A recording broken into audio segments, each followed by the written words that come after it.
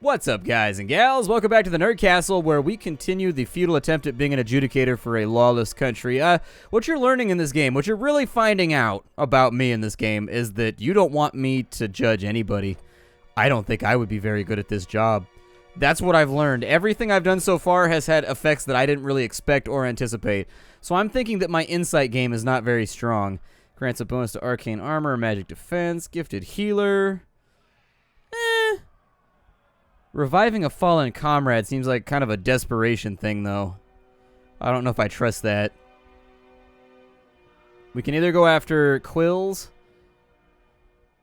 which I don't really feel that great about. Does he get any new spells in here? Grants Landry hit position and the ability to decipher ancient languages, a useful skill for discovering magic during travels. What's on this layer? Is there anything that I actually want in this layer? Passage of Hours. Landry suspends the target in a bubble of slowed time. That's not too bad. I'd probably go with Arcane Shield. Just so he gets that bonus to Arcane Armor and Magic Defense, maybe. And then we'll take this down to here. And then once we've got this all filled in, we'll start working on this tree.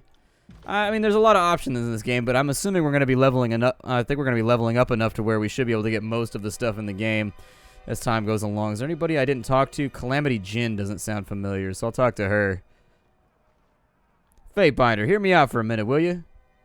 We got a problem we can't settle, Fatebinder. When we plotted against vile arson, we agreed we'd split the spoils 4 ways. You know, being a Fatebinder is kind of like being a nurse. It's like your job, you take your job home with you. Like, you go out, and people are just like, oh, Fatebinder, help me out with this tiny dispute that I should be able to, as an adult, handle myself. Whereas if you're like a nurse, everybody's like, hey, can you look at this for a second? It's just like, what are you going to do? But now that the rings, rugs, and booze bottles are laid bare before us, it seems some folks feel entitled to more than their fair share. So, you want me to adjudicate a settlement between thieves. Thieves? We didn't filch nothing. We killed vile arson and took his property by right of the Circle of Fifths. She nods. Lil Gnashing Nils is right. As our weakest, she's earned a right to these spoils most of all for the abuse vile arson heaped on her over the years. Okay, I'll hear your plea if everybody is in agreement of my involvement. The choir woman nods. I certainly am. I'd like to settle this and put it behind us. What of the rest of you? I also am interested in this Fatebinder's ruling. Let an outsider weigh in, surely. Then you'd see the greater weight of my contributions. One of the more timid Horde members ducks her head, scratching through the back of her hair. Are you sure? I've heard bad things about inviting the court's judgment. Once a Fatebinder gets involved, their ruling is absolute, isn't it?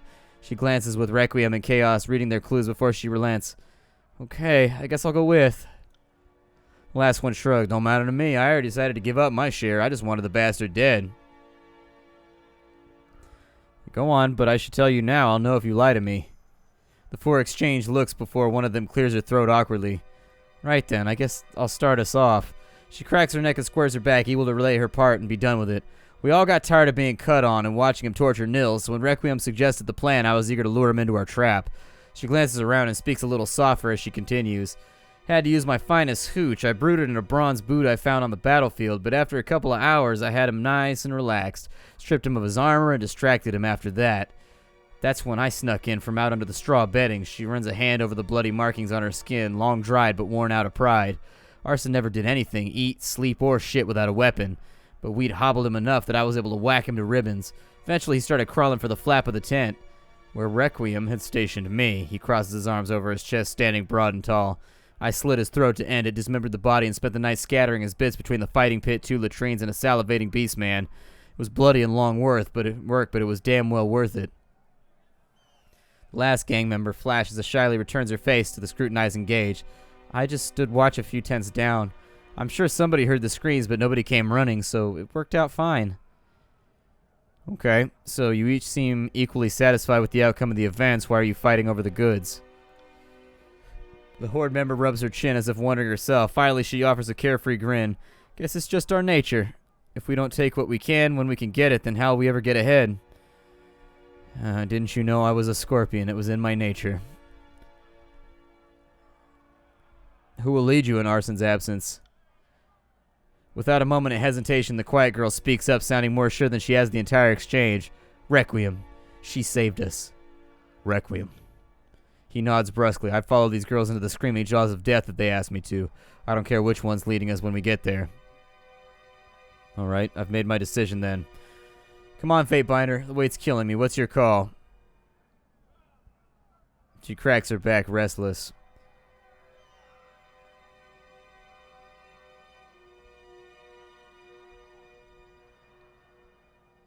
Wow, there's all kinds of stuff in there.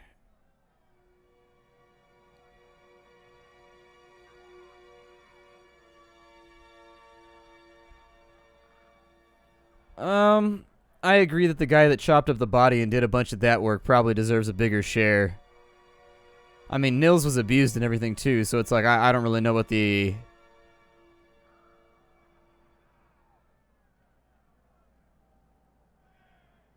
They're playing on your compassion right there, whereas the criminal inside of me is like, yeah, well, this guy was carrying a dead body around trying to hide it and dispose of all the parts. He definitely went the extra mile, as far as gangster shit's concerned.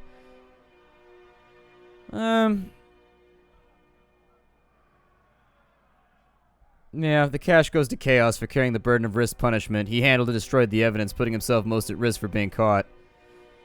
He laughs and touches a bruised knuckle to his lip in brief wonder. Really? Me? Your party gained 300 rings. You deserve it. Well, there you go. The problem's been solved and nobody's unhappy. Nobody lost their minds. It was a binding decision, so I guess that's that. We also found a potion of protection inside that crate. But we've been doing enough conversating and walking around. Let's get out there afield and see if maybe we can actually serve Tunon better in a much, much less diplomatic arrangement. We've done enough talking. It's time for some stabbity-stab murder face.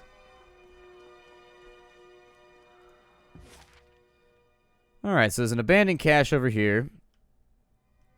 We also have the Broken Plains Wilderness.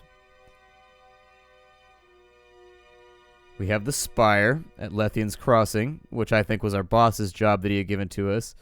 There's also Trapper's Junction way down there, which I think was the job for the Voices of Narat. Let's head to the cache first. Ambush. Your party is interrupted by the feral howls of a hunting pack of beastmen. Their leader is an impressive specimen, remain black as night and their bodies scarred from battle. Well, this'll be fun to deal with. Yay! We got attacked by, I don't know, steppe yetis, I guess.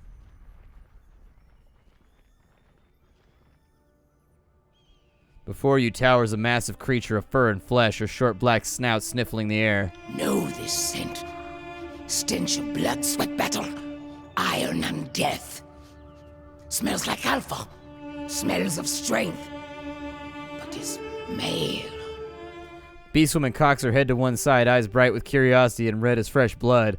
These eyes rove your body up and down, darkening with a sudden heat and the look that the predator bestows its prey. Oh, we're about to get some of that beastman booty, I can tell. Have been stalking human centrail. Have ranged many more than 5 nights through tribe and human territories of Tyr's land, hunting for human called Fatebinder, for human who woke Horizon Rock called Mountain Spire. Have hunted hot high, cold low, wet dry. Traipsed far until paws bled, but always human who smelled of alpha evaded beast woman. Had to slink through shadows, fast, fast, quick, without rest to catch delicious prey at last.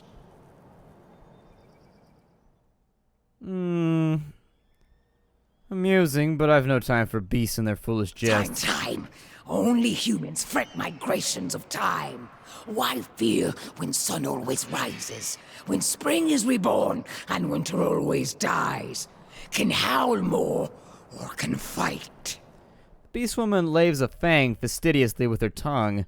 She combs a squirming brown beetle from her pelt and lazily grinds it between her teeth. Kills in shadow, enjoys either. Introduce yourself properly before I lose my patience. Can Fatebinder not see? Am Beast Woman, am Best Hunter. Kills in shadow, daughter of mystic brood mother, relict, alpha to pack of stone whelps. So what do you want? Humans. Beastwoman's nostrils flare wide and her eyes brighten with amusement. No human called Fatebinder. Kairos breeds words on paper. Fatebinder binds words to earth and sky, makes ground tremble, makes night cry, blood and fire. And what would you know of Tunon? I'm gonna say nothing. Let's be silent. Tribes of Kairos fear Fatebinder. Human Alpha claimed Horizon Rock called Spire, and Archons did not kill Fatebinder. Archons rolled over and whined, covetous. Alright, so you've heard of me. Kairos hunts human realms to extinction. Rules tribe of blood and ruin, starvation and death. Seeks to slaughter beast women like prey. But beast women are not prey. Are not flighty, feeble-minded humans. Kills in shadow, spits a gob of tawny mucus on the ground. Beast women are savage hunters. Bred to fight Kirut, like Fatebinder who smells of alpha. Strong always kill weak, then grow weak. Killed is migration of life. What kills in shadow is not weak now. Will not be weak for many long seasons. Will join Fatebinder and survive Kairos' tribe. You side with me, it'll have to be as my beta. Kills in shadow is not beta. But even alphas submit to stronger-willed primas.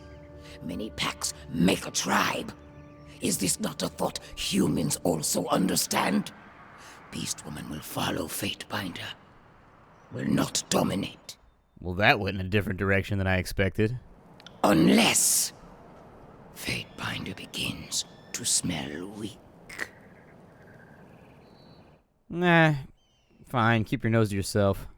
She huffs and returns to address her pack. Kills in shadow will not shelter stone whelps anymore. Scamper, run, flee! Do not want to see shadows lurking, stalking behind. Barb cleft his leader now. Good old Barb. Barb's always ready to take over.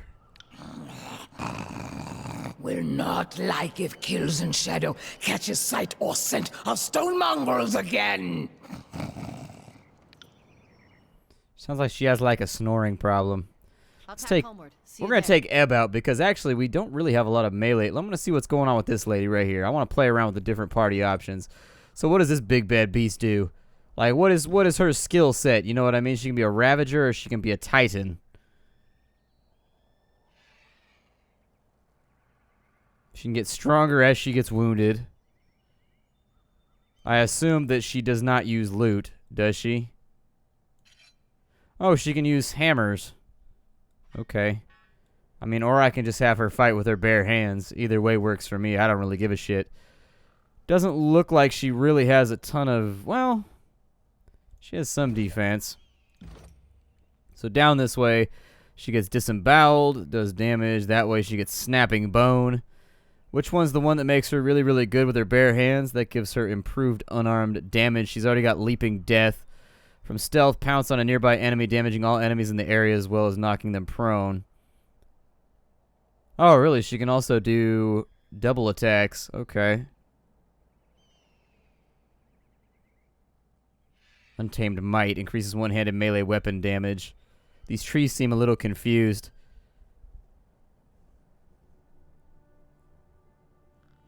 Well, maybe not. But it's like you get some abilities that are weapon attacks from the same trees that give you unarmed stuff, and then the other tree gives you... Basically, they're mixed trees. There's a lot of stuff going on in each tree.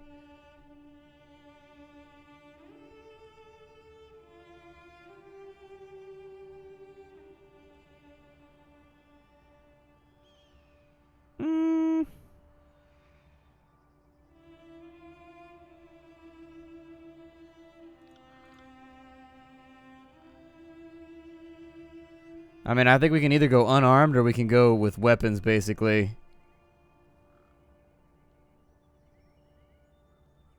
My guess is that the potential for, like, bonus stats and stuff like that from hammers is going to outshine the damage you can do with natural weaponry.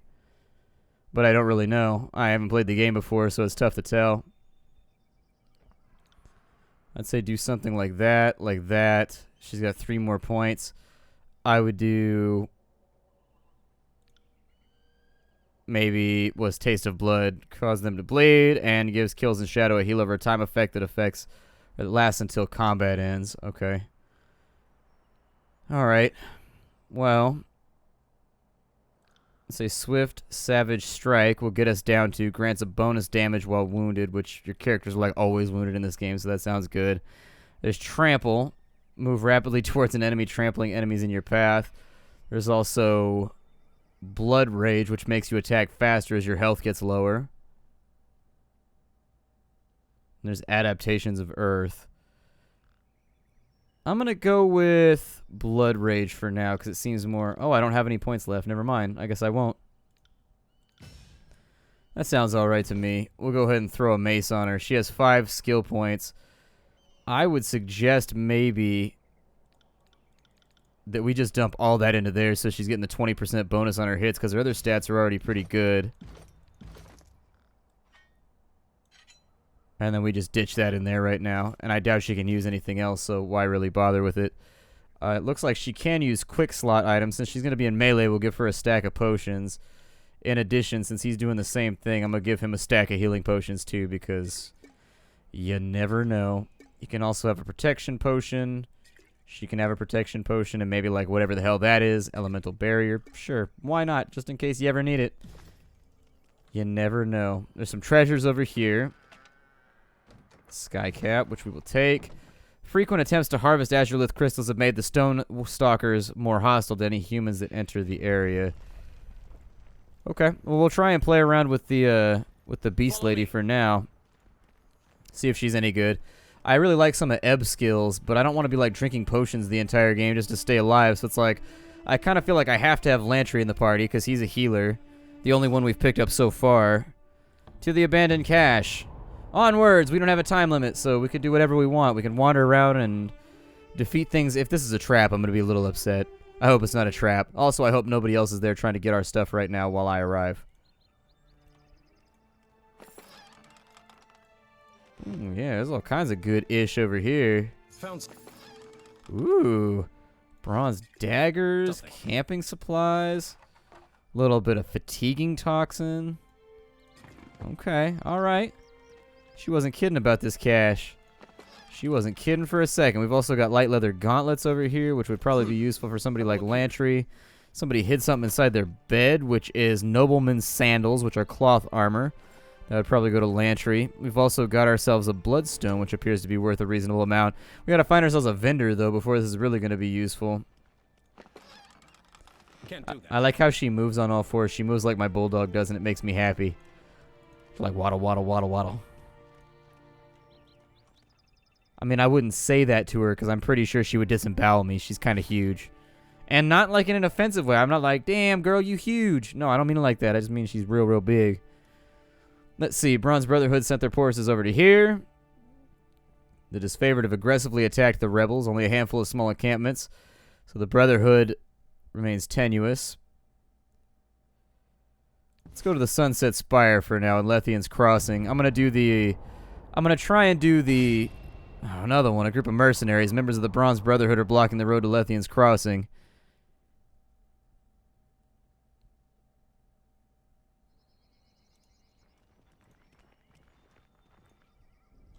Follow quietly.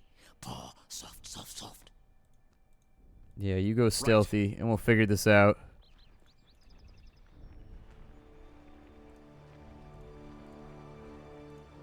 Set up an ambush if we have to.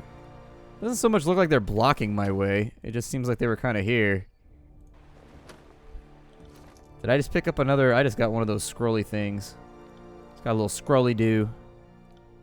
Scrolly-doo, where you at, homie? Where you at, scrolly-doo, little homie? Well, I said it added it to the stash. There it is. We will learn that sigil of cyclical energies. Welby, what are you doing, Welby? A tall woman stands here surveying the area from a small overlook. She glances at you and immediately goes back to watching her surroundings. Welcome to Iron Hall Trail, Fatebinder of Tunan. She salutes you. My name is Welby, first axe for the Bronze Brotherhood, though I'm not sure that title matters anymore. So apparently they're a mercenary company that are hired by Kairos' agents. She pauses to gather her thoughts, then opens her mouth to continue. Instead, she exhales slowly and shakes her head.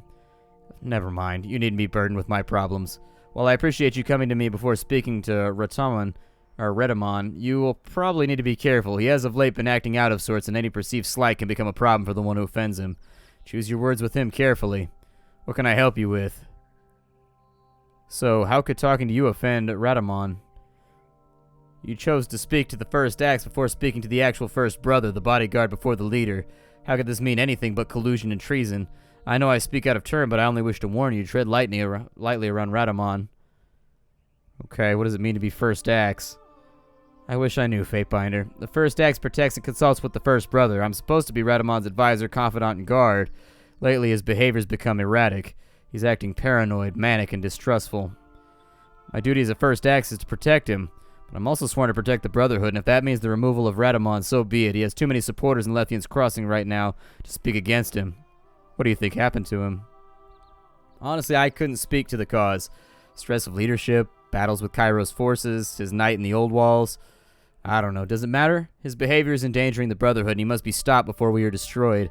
I fear people will be hurt far more than a simple toll. She points south. He's over there searching corpses, looking for information I know he's not going to find. He ambushed a patrol. He's going to anger an Archon, and for what? His pride. So is same for beast women and humans too. Like cycle of sun to darkness, like crash of sea ceaselessly churning. Better and tougher always replace old, weak, diseased, or deranged. How would you run the Brotherhood? I wouldn't waste time and resources on petty vendettas, that much I can tell you. I like battle and I like rings. With the Brotherhood, we used to get both regularly. Now all we have is fear, suspicion, and blood. I want the disciplined regiment back, and I intend to have it. While I may agree that we were treated unjustly, Radamon's methods for obtaining restitution are despicable. True. Acting like a child when you don't get what you want is not the behavior of a leader. Except in this case, the child is in control of an army capable of laying waste to his home. Alright, so we've got drama in here. I thought there might be a fight, so I'll bring her out of stealth now. You didn't see nothing. I wasn't quite sure what the way it was going to go down. Let's see what's going on with Radamon down here. A striking man with a shock of bright blonde hair stands here, observing some men searching bodies of slain disfavored soldiers. He watches you approach, his angular features pulling into a look of disdain. And here's the Fatebinder. He doesn't mask the displeasure in his voice. I knew we'd see you. I was just wondering when. What brings you out here to where no one asked you to come? Kairos dogs ready to be put down again? Not going to surrender the crossing no matter how many times you try to take it. We're here, we were hired to protect the city, and we will continue to do so. Nobody else is going to have it. He glances at his men, who have stopped to watch the conversation. With a start, they return to searching the bodies. Never mind, he waves a hand dismissively. I don't care why you're here. My name is Radamon, and I'm the leader of the Bronze Brotherhood. Speaking of which, what did Welby have to say? He looks north to where Welby stands, watching you both intently. Has she already started filling your mind with lies about me? She and I are going to have a chat soon. I can't have my first axe countermanding me at every turn. I know she wants my position. But watch yourself while you're a guest in my land. If you've not come to stir up more trouble, we are well equipped and will not back down in the defense of what is rightfully ours. He sweeps his arm in front of him, gesturing to the surrounding countryside. Welby and I might not always agree, but that is one point we see eye to eye on. You step out of line, we will both correct you. You are not welcome here. He leans towards you. Now tell me what you want or leave. Alright. Why is Lethian's Crossing so important to the Bronze Brotherhood? We were asked to do a job and we did it. Then what happens? Kairos attempts to eject us from our home. He makes an emphatic gesture to the north towards Lethian's Crossing. By all rights, the city is ours, and suddenly Kairos wants it. Well, I intend to keep it. I refuse to leave. We protected the crossing for years and even ensured Kairos forces could do business here when Narad asked us to. No, we did the job we were asked, and this land belongs to us. Alright, well I need to get to Lethian's Crossing. He ponders your request for a moment. If I let you through, you gotta promise to behave. I have enough problems dealing with everybody else, and I don't need the hassle of keeping an eye on you too. So watch yourself. This is my city, and I have eyes everywhere. If you intend to stir up trouble, go somewhere else. I don't need it here.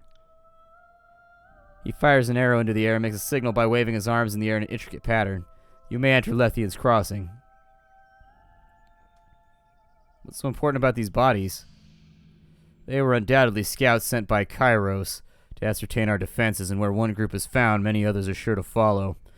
We're looking for anything that's going to tell us how many there are and where they'll strike next. They've tried to take Lethian's Crossing back already and failed. If the forces are too numerous this time, we might not be able to hold again.